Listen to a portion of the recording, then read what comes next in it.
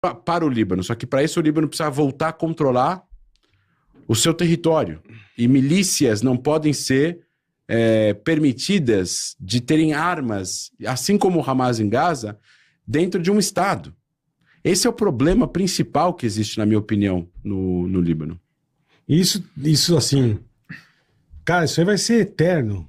Não vai parar. Essa treta já acontece há muitos anos e a gente não vê perspectiva de resolver isso, cara. Como é que resolveria uma treta dessa, irmão? É gente querendo invadir, o outro que não quer, o outro quer uma coisa, o outro quer outra.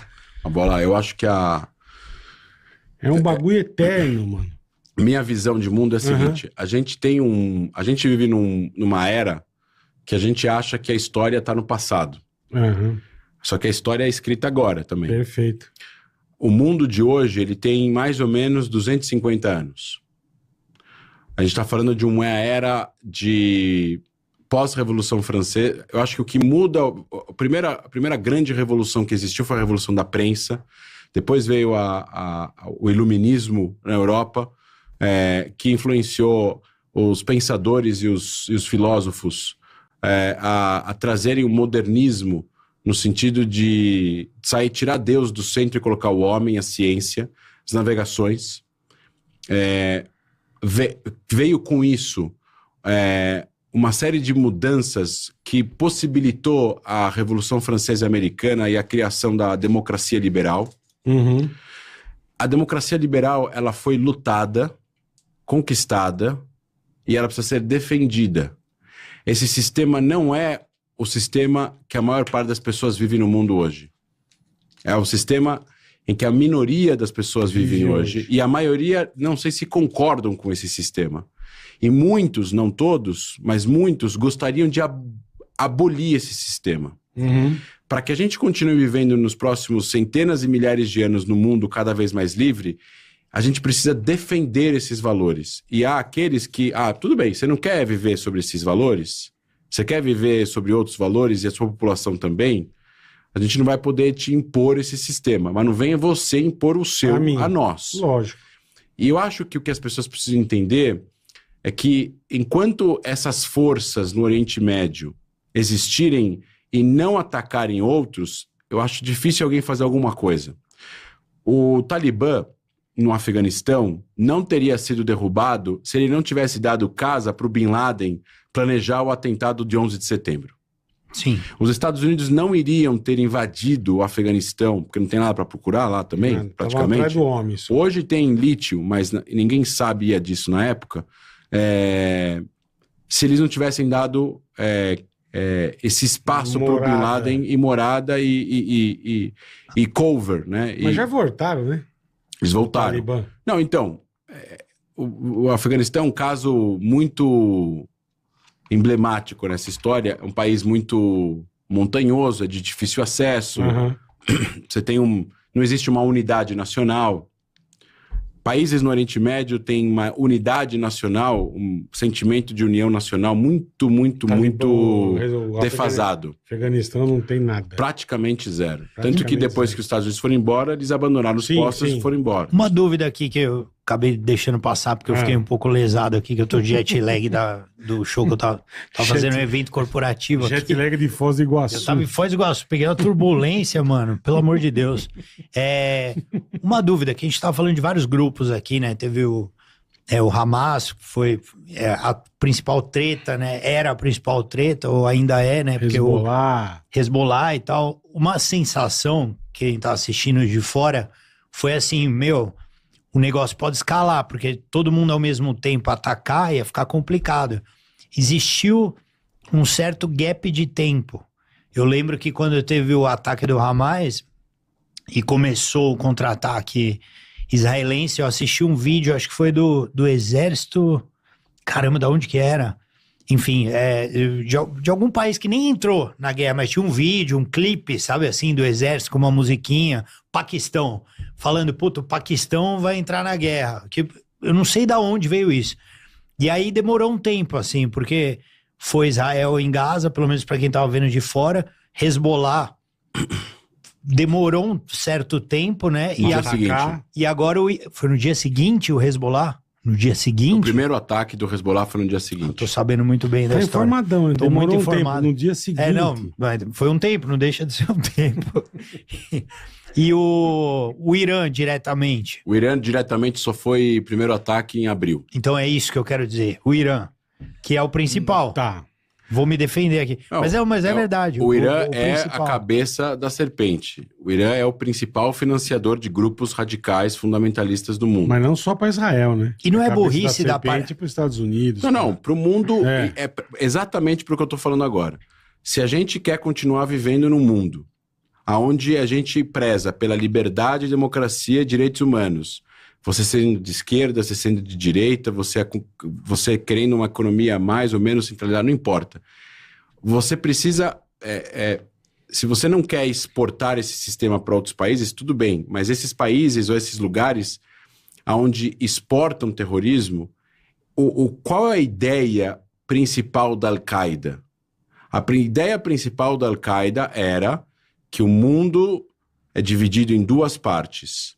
A Casa da Guerra e a Casa da Paz. A Casa da Paz chama Dar al-Islam e a Casa da Guerra chama Dar al-Harb, em árabe.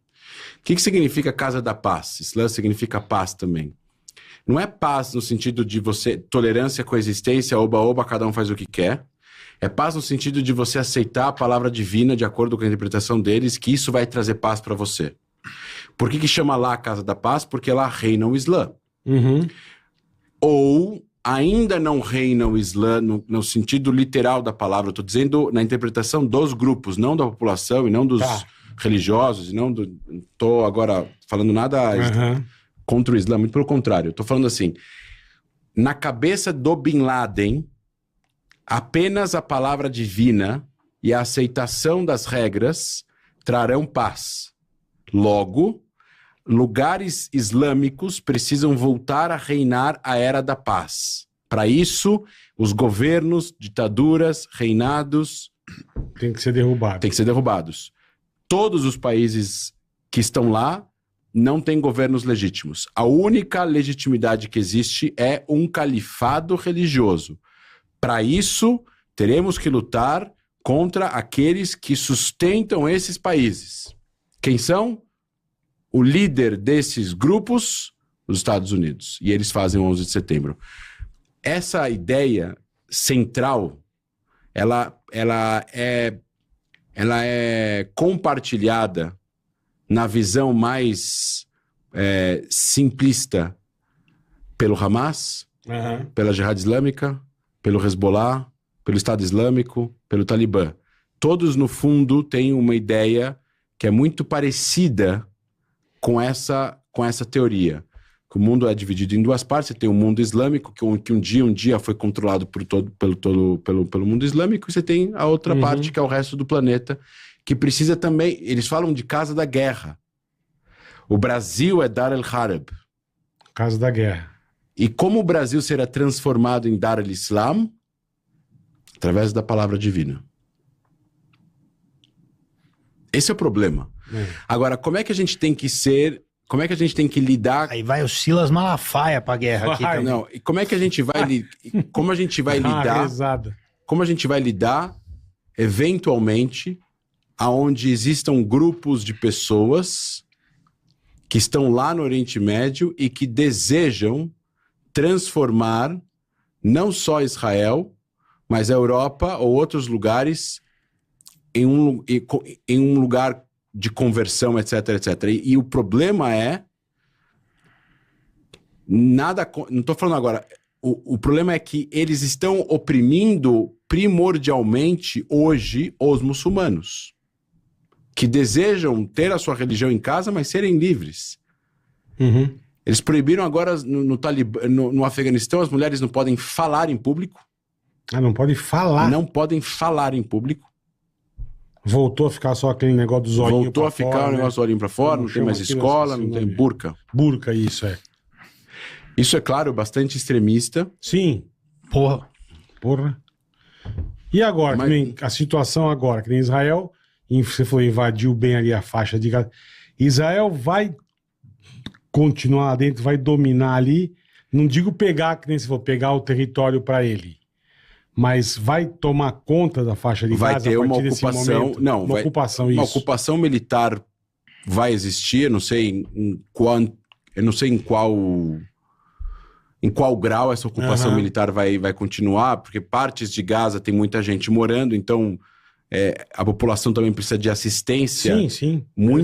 Muitos dos prédios estão destruídos, Comida, então não tem... remédio, tudo isso precisa ser bastante pensado e feito com bastante cautela, porque a responsabilidade disso é de Israel, né? Não dá para confiar na agência da ONU, porque ela teve envolvimento com o 7 de outubro, né? Então tem que saber exatamente como fazer com que essa ajuda humanitária chegue e ao mesmo tempo, a presença militar em algumas regiões até existir um acordo que solte os reféns. Mas soltar os reféns não significa o fim da guerra ou a saída de Israel totalmente de Gaza. Tem ainda presos lá, irmão? 101. 101 reféns. Mas tem 30, 40 vivos. Caraca. Isso já sabem.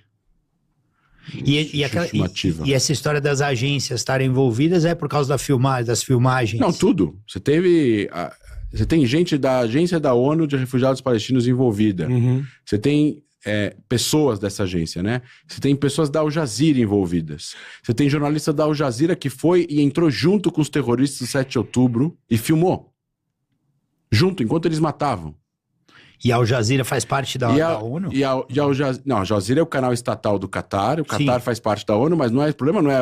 Todos os países fazem parte da ONU. Não. O problema é que o Catar cedia a Fórmula 1, cedia tênis, cedia a Copa do Mundo, e tem a cátedra aqui, cátedra ali de estudos árabes nas melhores universidades do planeta, e eles estão lá com terroristas que mataram crianças e estupraram mulheres dentro de um hotel 6 estrelas em Doha. Sim. Cobertura. Por isso você fez aquilo. Exatamente. A minha treta lá foi isso. Pode ser uma coisa hipocrisia sensitiva do planeta, entendeu? Sim, total.